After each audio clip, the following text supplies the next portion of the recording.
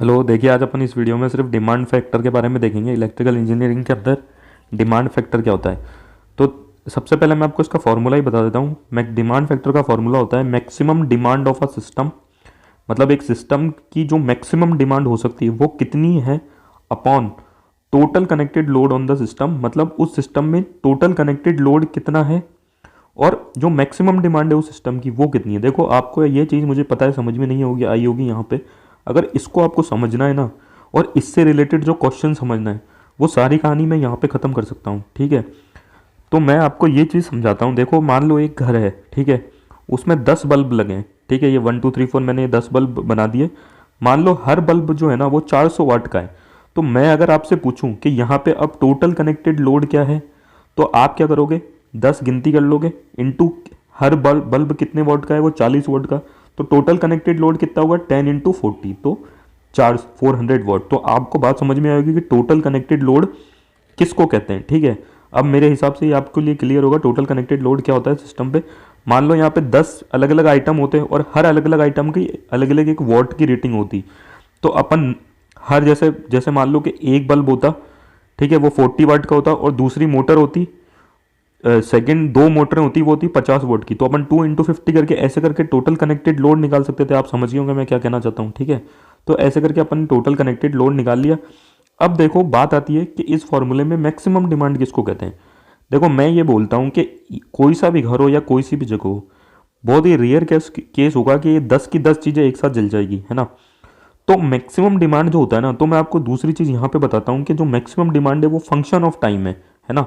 और maximum demand अगर function of time है तो डिमांड फैक्टर भी क्या है, फंक्शन ऑफ टाइम है। तो मैं एक बार हद मार के मान लेता हूँ कि रात शाम को 5 से रात की 9 बजे तक है ना, इसके मैक्सिमम 9 बल्ब जलते हैं, ठीक है ना। तो अब इसका मैक्सिमम मैक्सिमम डिमांड कितनी होगी भाई, 9 बल्ब तो ग्लो कर रहे हैं और हर बल्ब 40 वाट का है। तो मैं यहाँ से ऐसे निकाल सकता हूँ मैक्सिमम डिमांड 9 × 40, मतलब पर इंटरवल ऑफ टाइम में मैक्सिमम इसकी डिमांड कितनी है। जैसे अभी यहाँ पे सिर्फ 9 बल्ब जल रहे हैं तो मैक्सिमम डिमांड कितनी हो जाएगी, 9 × 40, ठीक है। तो अब आप ये चीज़ डिमांड फैक्टर के फॉर्मूले में रख दो, maximum demand upon connected load. तो ये चीज़ अपन ने निकाली और डिमांड फैक्टर देखो 0.9 आया। तो देखो सबसे पहली बात तो मैंने एक चीज़ मैंने आपको ये बता दी, डिमांड फैक्टर जो है वो फंक्शन ऑफ टाइम है, वो टाइम पे डिपेंड कर रहा है क्योंकि मैक्सिमम डिमांड हर इंटरवल की अलग अलग होती है। और दूसरी बात आपने देखा होगा कि डिमांड फैक्टर की वैल्यू लेस देन 1 आई है। तो आपको ये भी याद रखना है डिमांड फैक्टर की जो वैल्यू है ना वो लेस देन 1 आएगी। क्यों, क्योंकि भैया टोटल कनेक्टेड लोड तो है जितना ही रहेगा, मतलब 10 बल्ब है तो टोटल कनेक्टेड लोड तो अपन को वैसे ही निकालना 10 × 40, इसमें तो मैं कोई बदलाव नहीं कर सकता।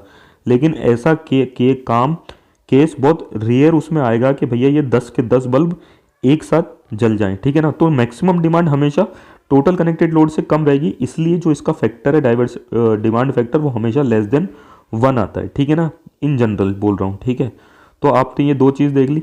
तो मैं आपको ये चीज़ लिखी हुई बताता हूँ और एक इंपॉर्टेंट पॉइंट और बताऊंगा जो मुझे लगता है अच्छे एग्जाम में आ सकता है। जैसे कि देखो demand factor always less than 1, जो मैंने आपको समझाया कि कनेक्टेड लोड जो है ना वो ऑलवेज ग्रेटर देन होगा मैक्सिमम डिमांड के। ऐसा रेयर से रेयर केस में होगा कनेक्टेड लोड और मैक्सिमम डिमांड बराबर हो जाए और फैक्टर 1 बन जाए, ठीक है ना।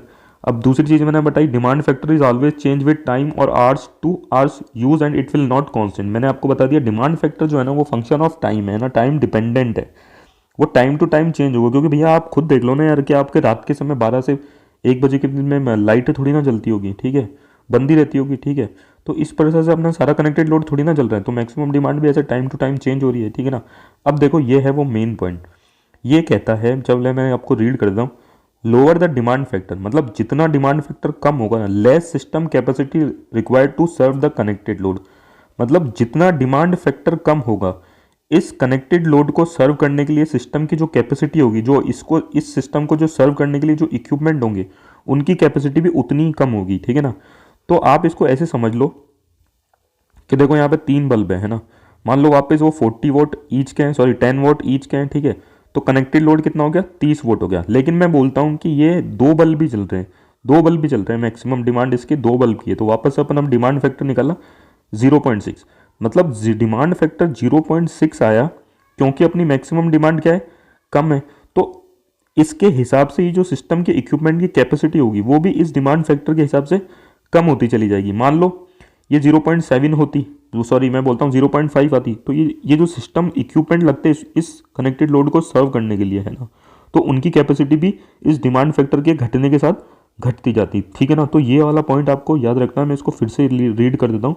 Lower the demand factor less system capacity required to serve the connected load, मतलब जितना डिमांड फैक्टर अपना कम होता जाएगा उतनी अपने सिस्टम इक्विपमेंट की कैपेसिटी जो होगी ना वो भी घटती जाएगी, मतलब अब उनको कम रेटिंग के इक्विपमेंट चाहिए होंगे, ठीक है ना। और ये देख लो SSC 2008 में आया था ये question, value of demand factor is always less than 1। तो ठीक है, ये इतना डिमांड फैक्टर के बारे में, थैंक यू।